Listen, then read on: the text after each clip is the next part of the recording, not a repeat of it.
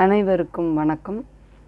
Covid symptoms, அதாவது தொண்டை வலி, இரும்பல், சளி, காய்ச்சல்,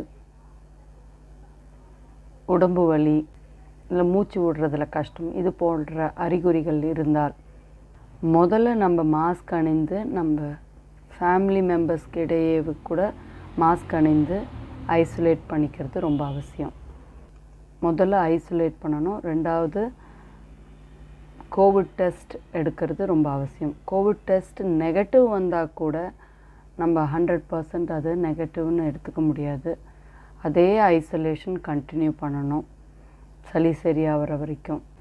மூணாவது salt water gargling, steam inhalation, இந்த கபசர குடிநீரோ இல்லை நிலவேம்பு கஷாயம், ஹெர்பல் டீ ஒரு நாளைக்கு ஒரு முறையோ இல்லை 2 தடவையோ எடுத்துக்கலாம்.